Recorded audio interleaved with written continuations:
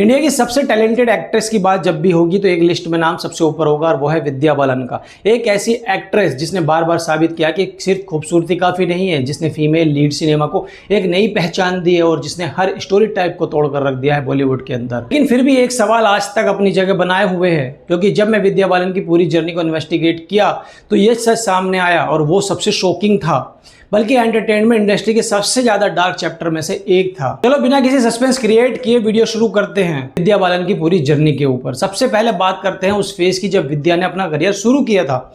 उनकी पहली मलयालम फिल्म चक्राम, जिसमें उनके साथ मोहनलाल थे, कभी रिलीज ही नहीं हो पाई। फिल्म के बंद होने की असली वजह प्रोडक्शन प्रॉब्लम थी, लेकिन इंडस्ट्री ने इसकी जिम्मेदारी प्रोडक्शन पर नहीं बल्कि एक न्यू कमर एक्ट्रेस पर डाल दी कि तुम्हारी ही सारी गलती थी। विद्या को जिंक यानी कि बैड लक का सिंबल इस एक टैग ने उनका करियर लगभग बर्बाद कर दिया था। रिपोर्ट्स के मुताबिक 12 फिल्मों में शाइन होने के बाद भी उन्हें एक एक करके रिप्लेस कर दिया गया और सबसे बुरी बात यह थी कि कई बार उन्हें बताया तक नहीं जाता था कि उन्हें फिल्म से बाहर कर दिया गया है। बाद में विद्या ने खुद इस फेस को याद करते हुए कहा कि लोगों ने मुझे अनलकी और जिंक्स कहना शुरू कर दिया था। ये मेरे लिए बहुत हार्ट ब्रेकिंग था। मेरे अंदर बहुत गुस्सा था। मोहनलाल वाली फिल्म के बाद जिन लोगों ने मुझे शाइन किया था उन्होंने बिना बताए मुझे रिप्लेस करना शुरू कर दिया। लगभग 1 दर्जन फिल्म मेरे हाथ से यूं ही निकल गई। सोचिए, जिस लड़की ने अभी प्रॉपर डेब्यू तक नहीं किया था उसके करियर पर बैड लक का स्टैंप लगा दिया जाता है। एक बार तो ये प्रोड्यूसर ने उन्हें रिप्लेस कर दिया और यहां तक कह दिया कि जाकर अपनी कुंडली दिखाओ। लेकिन विद्या ने हार नहीं मानी।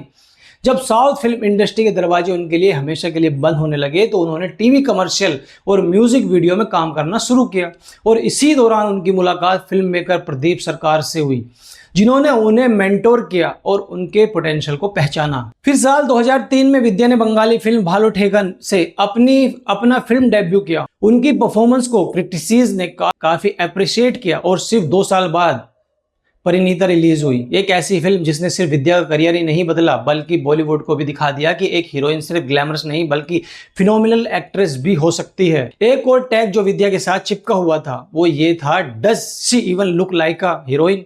यह बात उन्हें हमेशा सुनने को मिली, सिर्फ इसलिए क्योंकि वो इंडस्ट्री के परफेक्ट हीरोइन स्टैंडर्ड के हिसाब से फिट नहीं बैठ। बॉडी शेमिंग हमेशा से इंडस्ट्री की एक बहुत बड़ी प्रॉब्लम रही है। एक बार की बात है जब विद्या एक तमिल फिल्म की शूटिंग कर रही थी। सिर्फ 2 दिन की शूटिंग के बाद उन्हें फिल्म से रिप्लेस कर दिया जाता है। जब विद्या अपने पेरेंट्स के साथ चेन्नई प्रोड्यूसर से बात करने पहुंची तब जो हुआ उसने उनका कॉन्फिडेंस पूरी तरीके से तोड़ दिया। प्रोड्यूसर ने फिल्म के कुछ क्लिप्स दिखाए और विद्या के पेरेंट्स से कहा, देखो किसी एंगल से ये हीरोइन दिखती है, इसे एक्टिंग भी नहीं आती और डांस भी नहीं आता। बाद में इस इंसिडेंट को याद करते हुए विद्या ने कहा है कि उसके एक कमेंट ने उन्हें अंदर तक तोड़ दिया था। उन्होंने बताया कि लगभग 6 महीने तक उन्होंने खुद को आईने में नहीं देखा क्योंकि उन्हें लगने लगा था कि शायद वो वाकई हीरोइन बनने लायक नहीं है। जरा सोचिए, उन्हें सिर्फ इस वजह से हटा दिया गया क्योंकि उनका वेट थोड़ा ज्यादा था। शायद अब आपको बात समझ आ रही होगी जो मैंने शुरुआत में कही थी कि इतना टैलेंटेड होने के बावजूद भी उन्हें वो मुकाम नहीं मिला जिसकी वो हकदार थी। बात करते हैं उस अफेयर की जिसने सुर्खियां तो बहुत बटोरी लेकिन उनका अंत बहुत बुरा हुआ। फिल्म थी किस्मत कनेक्शन। इसी फिल्म के सेट पर पहली बार शाहिद कपूर और विद्या बालन की मुलाकात होती है।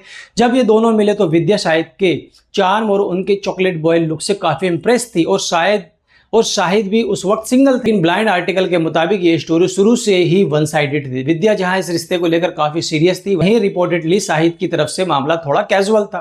फिल्म की शूटिंग के दौरान ऐसी खबरें आने लगी कि शायद विद्या को एक्टिंग टिप्स दे रहे हैं। सेट्स पर मौजूद लोगों का कहना था कि ये एक्टिंग टिप्स धीरे धीरे ऑर्डर में बदल गए, लेकिन विद्या उन्हें प्यार में इतनी डूब चुकी थी कि उन्होंने कभी पलटकर जवाब नहीं दिया। हद तो तब हो गई जब शाहिद ने एलिगली विद्या के लुक पर कमेंट करना शुरू कर दिया। रिपोर्टेडली उन्होंने विद्या से यहां तक कह दिया कि तुम स्क्रीन पर मेरी मां जैसी लगती हो।